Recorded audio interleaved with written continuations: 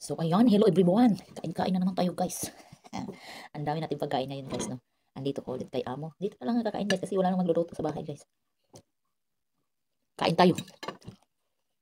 So before ako nag-open na akong video guys, huwag kayo mag-alala, tapos na ako mag-prep.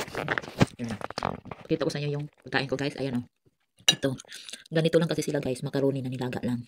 Ayan, nilagyan ko lang ng sauce yan para naman may lasa at saka oyster sauce. Yan. Ito, nag-omelette ako guys ng itlog. Ayan, itlog yan. Ito, may chicken tayo. Yan, chicken. Yung tira din yan guys, kahapon pa yan.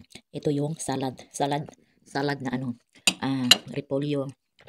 Repolyo tsaka carrots na pinagaro. Yung tanim namin yan dyan guys sa garden. Yan ang ginawa namin salad. Tapos yung mga ingredients yan, mga asin, mga sibuyas, ganyan. Lalo na yan. Ito yung tanim namin dyan. Diba? Sarap. Dami guys, dami kong pagkain. Thank you Lord. Nag-pray na ako guys. Tapos na. Kaya wag niyo akong ibas na hindi ako nagpipray bago kumain. Kain tayo guys. Sarap kumain. Nananaba na ako guys sa kakakain. Dahil sa ang dami laging tira ng pagkain. Itong chicken na to, kahapon pa rin ito guys, hindi na naubos. Yung amo kong lalaki, dumating na kaninang madaling araw yan. Ay, kagabi dumating. Pumasok na siya ngayon, nagbaon din siya. Ay, marami kasi pagkain pa.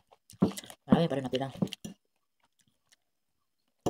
Kaya, pag marami natira, kainin din tayo, kasama din tayo sa budget nila. Yan o. Yan o, omelette na itlog. Nagluto ko ng omelette. Itlog. Yan yung salad. Masarap tong salad na to guys. Minsan kumakain, hindi talaga kumakain ng repolyo, pero pag ganitong hiwa-hiwa, parang nakakatakam din. Yung maliliit lang yung hiwa-hiwa niya. Masarap kasi pagkatimpla. Mga tanim namin ito dyan. Garden.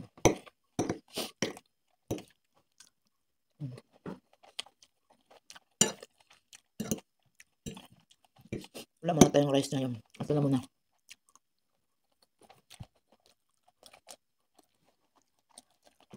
Nadadagdagan na naman yung timbang ko guys. Kailangan na mag-ano kasi laylay na yung ano natin dito.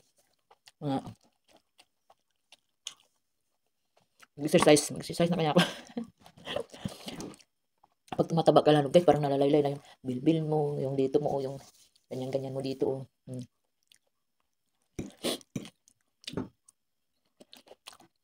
Ayan.